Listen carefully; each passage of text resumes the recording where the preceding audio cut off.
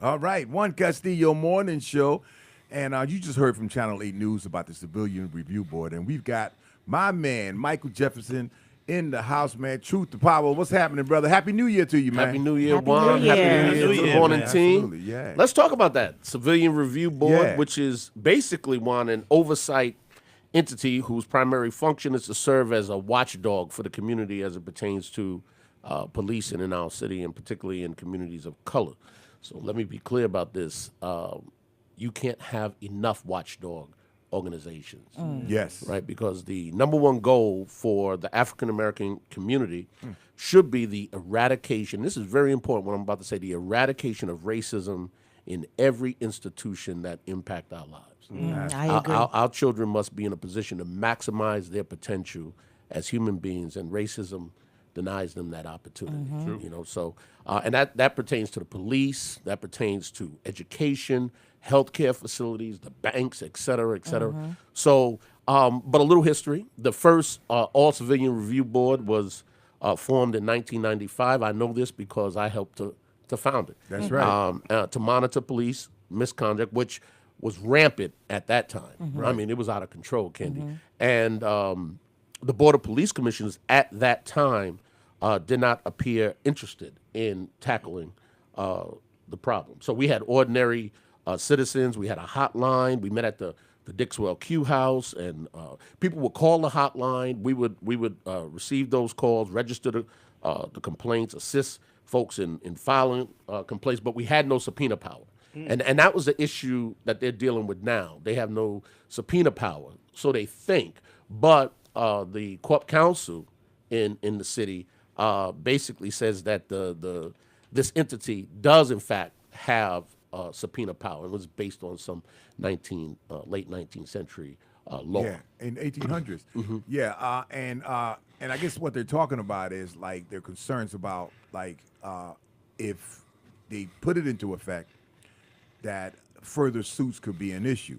However, it's going to go on, right? I mean, they're going to have subpoena power, are they? Oh yeah, well, it's going to be a test, I guess. So I guess if Okay. they try to subpoena an officer bigger, what they'll do is, I guess the police will probably challenge it. They'll go to the courts, and the courts will decide whether or not they have subpoena power. But here's the deal: we put the All Civilian Review Board in place because we did not get the response we wanted at the time from the chief of police at that time back in '95 and the board of police commissioners. We just did not get the support we wanted, so we put it in place.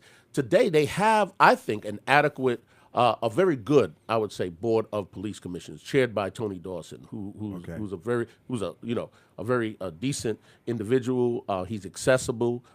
He's able. I mean, he knows what he's doing. I've spoken to him over the years about this particular issue. And Tony was around. He was an alderman, I believe, around the time we first formed. He it. was. Yes. You know, and so and he understands the community, and that's important to have people who understand our community, who understand racism in the community. And police. Let me share this.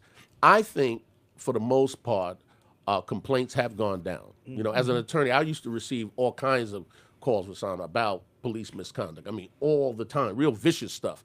I think it's subsided over time. Don't get me wrong; it's out there. You still got some idiots out there who should not have a badge, and certainly not a gun, because police can be very dangerous. I mean, they have the power of arrest. They could take your liberty and your life and get away with it. Right. So you have to have oversight when you're dealing with the police. You have to, and so it can't be enough. I'm only saying that I think the entity that's created, and this new entity is created by a revised charter in 2013 here in New Haven. So they have to empower this entity, but I think it has to work in conjunction with the existing Board of Police Commissioners. You know, so what they could do is take the complaints and pass it on to the Board of Police Commissioners. You know, because you don't want to go too far and overstep the boundaries of the board, because the Board of Police Commissioners is actually a all civilian review board. Wow. Right? Because Right. it's made up of civilians appointed by the mayor.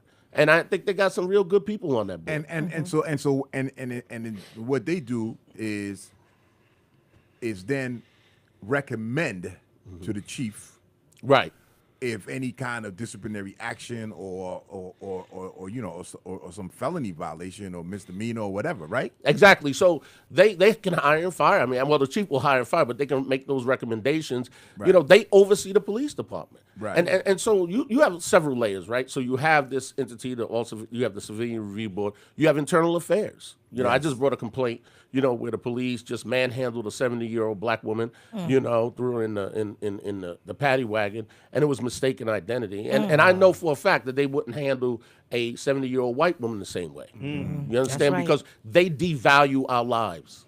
You understand? Our lives don't mean the same as white lives for a lot of folks. Right. You understand? In every facet of our life, of our existence.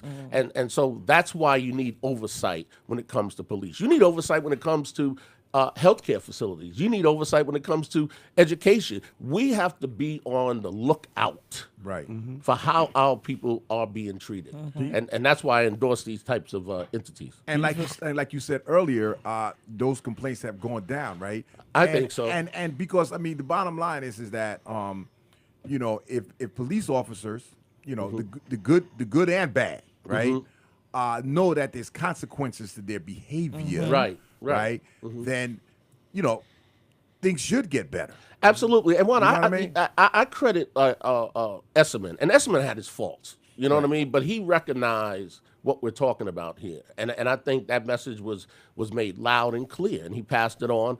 And he's gone now, obviously. And I think Chief Campbell is doing a fine job. But we have to be focused as a community. We have to make intelligent decisions politically. When we're electing folks who place people in these positions. You understand what I'm saying? We need individuals who are going to look out for the interests of our community, and that's important.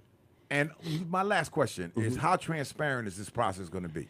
Very much so, because these folks, this civilian, the members who will serve will be picked by management teams from the various neighborhoods. Okay. And I guess, that's as transparent as you can get. I think the meeting's going to be public, and which is always important. So I think you're going to have a great deal of transparency, as you do with the Board of Police Commissioners. So Right. I think it's important. But make no mistake about it, the eradication of racism. We have to create safe havens for our people all over this country. We have to have safe havens, and you do that by putting the right people in place who are sensitive to the needs and aspirations of the black community. Brother, thank you so much, man. Thank you. Man, starting out the new year with a bang and a boom. 2019 is here. Let's roll. My brother, Micheal Jefferson, Truth to Power.